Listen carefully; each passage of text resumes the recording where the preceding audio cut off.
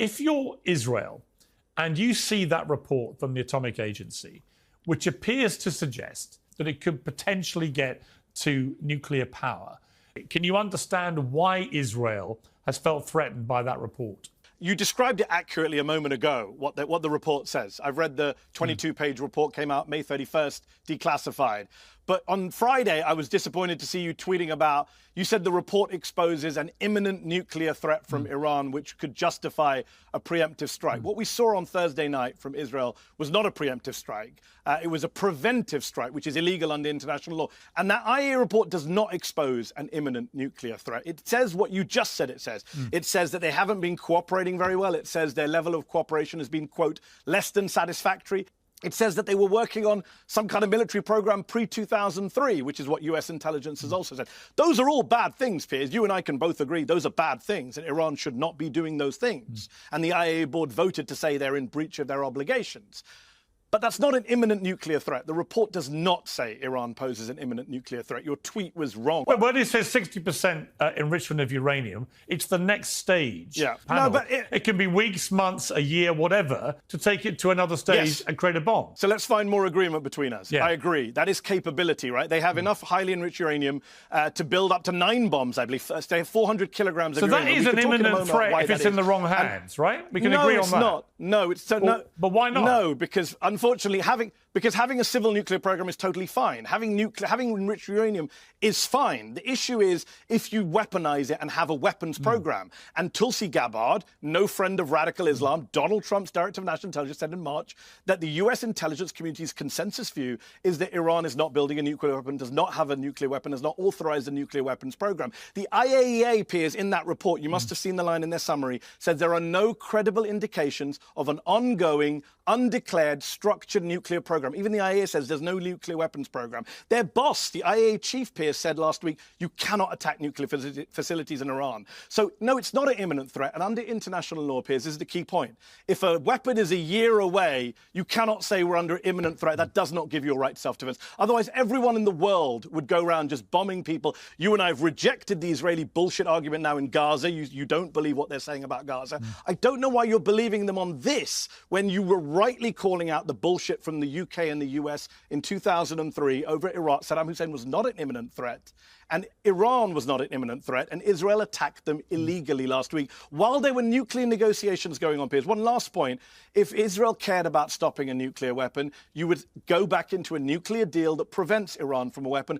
And guess who they killed on Thursday night? Not just generals, Piers. They killed Ali Shamkhani, the lead nuclear negotiator who was supposed to be in Oman yesterday with the Americans and who went on NBC a month ago and said, we're very close to a deal, we're willing to give up highly enriched uranium. But Trump did say, didn't he? Trump did say, but hang on the deal, Trump said, look, you've got 60 days, right? And Israel attacked on day 61.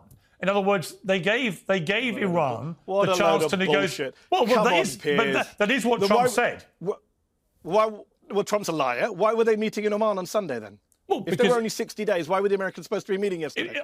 No, because why was there a nuclear negotiation scheduled on Sunday between the Americans and the Iranians, which is now not happening? Who benefits from that? Netanyahu. If you're worried about highly enriched uranium, blame Trump, right? He tore up the nuclear deal in 2018, Piers. In 2018, Iran was enriching uranium at what percentage? 3.67%. And the IAEA said, yep, we verify it. We have no complaints. We verify that Iran is in accordance with this deal. And Trump tore it up. And today, 60% highly enriched uranium, 400 kilograms. That's on Donald Trump. Aren't you just, if you don't mind me saying, aren't you just explaining very articulately why Israel has got so twitchy about this? It's gone from 3% to 60%. But the way you described that sounded to me like you were presenting a fast-moving imminent threat. No. What I was presenting was that there was a deal that worked. Trump and the Israelis tore up the deal that worked. Now Iran is definitely, you and I have already agreed, that they have potential to be closer to a bomb today than they were in 2018. So the solution is not then to go to war and increase the chances of Iran rushing for a bomb. The solution is to go back into a deal, to negotiate an agreement. Piers, just for your viewers, there are only two ways. Every military expert agrees, every US general agrees. There's only two ways to stop Iran from having a nuclear bomb. Number one is to invade and occupy the country and destroy every facility yourself. Number two is to have an agreement in which Iran agrees to stop enriching uranium at 60% or 90%, right? Those are the two options. There's actually a third option. The third option is doing exactly what Israel's doing now, which is using air power. No.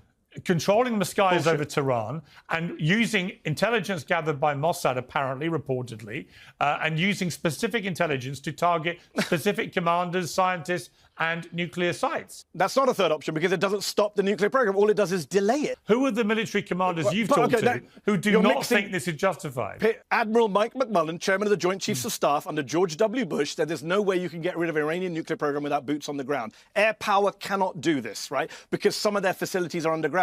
Because scientists who killed can be replaced, right? You cannot end Iran's nuclear program via bombing.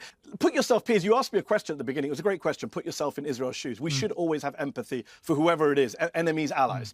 Let me ask the question back to you. Put yourself in the shoes of an Iranian official sitting in Tehran today who looks at a map of the region and sees Israel with nukes, Russia with nukes, Pakistan with nukes, India with nukes, nuclear-armed America next door in Iraq. Wouldn't you want nuclear weapons? I'm against nukes. Saddam Hussein gave up nukes, got invaded and executed. Again, if you're the Iranians, are you not looking at this thinking, this means we need nukes? I would rather not give them an incentive to go get nuclear weapons. I'm anti-nuclear weapons for anyone. So I don't want Iran to have nukes. But the best way for Iran not to have nukes is not to attack them. That makes countries want to have nukes more. It's just rational to go, oh, the countries who have nukes like North Korea, they don't get invaded. So why give them an incentive to get more nukes? Why not actually have a weapons of mass destruction free region? You know which country does have nukes in the Middle East? Israel, in violation of UN Security Council resolutions. You know which country doesn't allow IAEA inspectors into the country? Israel. You know which country hasn't signed the NPT, unlike Iran? Israel. We should talk about Israel's nuclear weapons, which actually incentivize others in the regions, not just Israel, Turkey, Saudi Arabia, to think about nuclear weapons of their own. I'd rather not have more nukes in the Middle East with anyone.